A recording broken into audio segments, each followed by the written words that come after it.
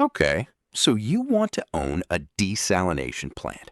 Take the one resource the ocean has in unlimited supply, run it through a membrane, and sell drinking water to a city that will never stop needing it.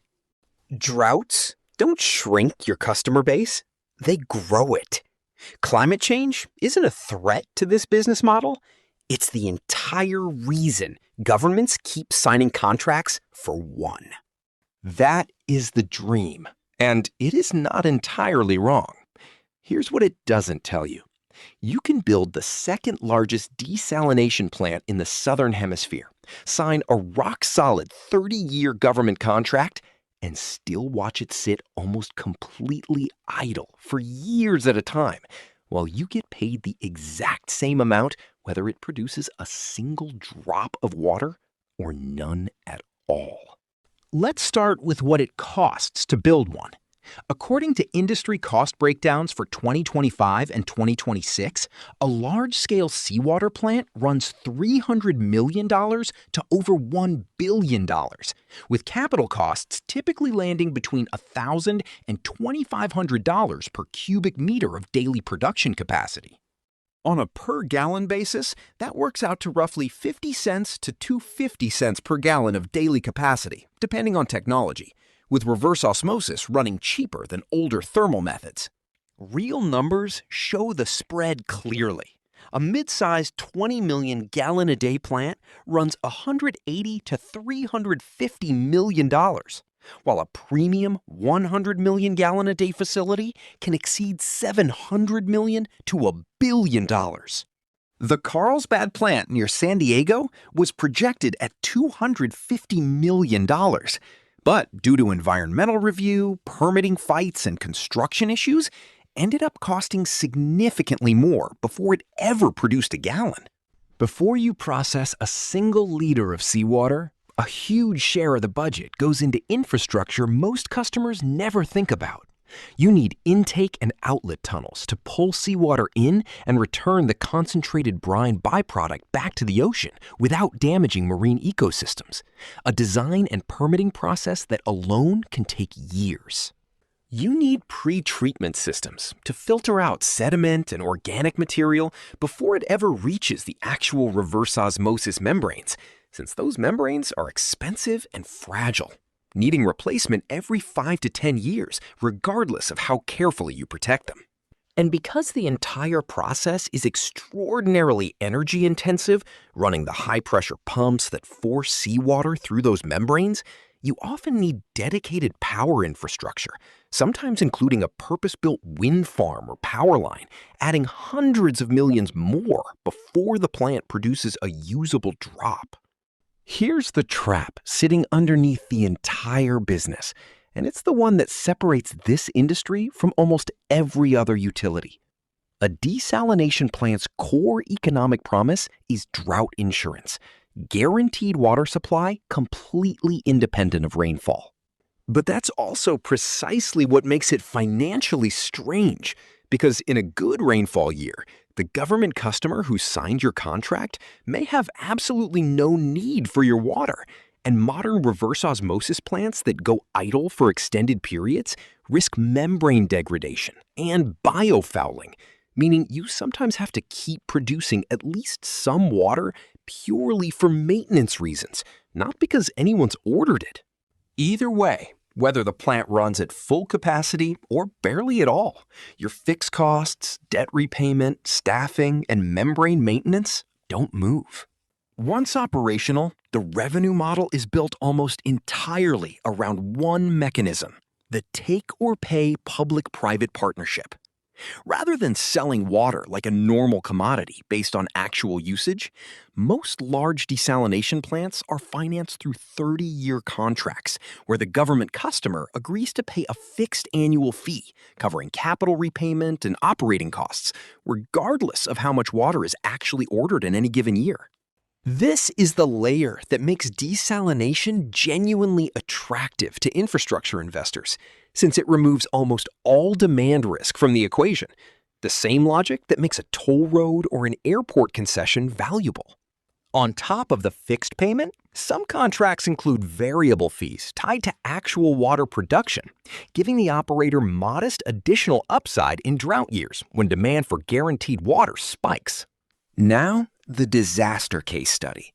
And it's less a story about a plant failing than a story about a plant succeeding at exactly the thing it was designed to do and being resented for it ever since. The Victorian Desalination Plant at Wonthaggi, Australia, was commissioned in 2007 after 13 consecutive years of drought had pushed Melbourne's water security to a crisis point. Aquashore was awarded a 30-year design, build, operate public-private partnership contract, and construction, one of the largest infrastructure projects undertaken during the global financial crisis, employed over 10,500 workers. The plant was completed in 2012 at a construction cost of roughly $3.5 billion, though total project costs, including financing, eventually reached $5.7 billion, with the nominal cost across the full 30-year contract period estimated at up to $19 billion. Then, the drought broke. Rainfall returned to normal, Melbourne's reservoirs refilled, and the government simply didn't need the water. The plant sat almost entirely unused for its first several years of operation. And even in years when it does run, water authorities have repeatedly declined to place an order at all. Most recently, after several consecutive years of above-average rainfall left storage levels above 90%. None of that matters to the bill. Under the take-or-pay structure, Victorian taxpayers pay roughly $600 million a year in fixed costs, whether the plant produces water or not. A bill that state opposition politicians have repeatedly highlighted as costing the public nearly $2 million a day for a facility sitting completely idle. The plant isn't broken. It isn't mismanaged.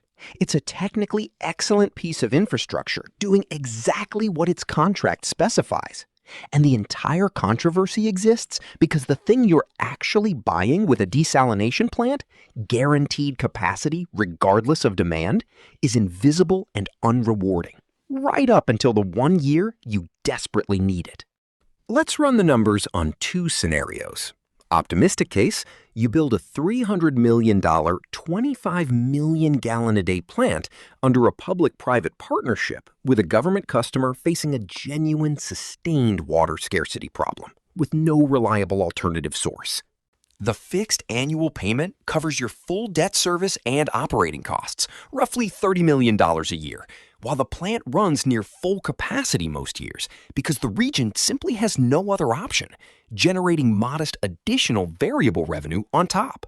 This is a durable, low-risk, government-backed annuity for the life of the 30-year contract, precisely the profile that makes desalination attractive to infrastructure funds. Realistic case, the same $300 million plant built as insurance against a drought that then breaks within a few years of completion. Exactly Wonthaggi's experience. Your fixed take-or-pay payment continues regardless, so you as the private operator are actually paid on schedule either way.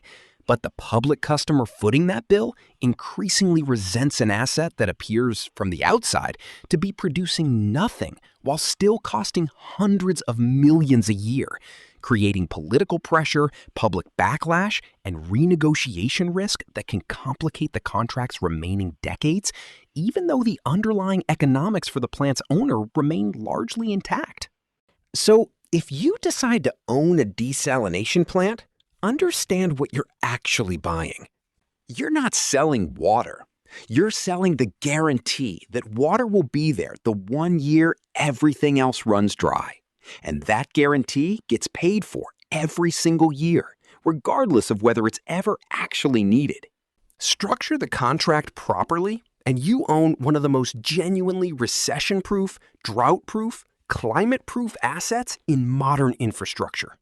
But understand that the very year your plant becomes essential is preceded by years, sometimes over a decade, where it will look to everyone paying the bill like the most expensive white elephant in the water system.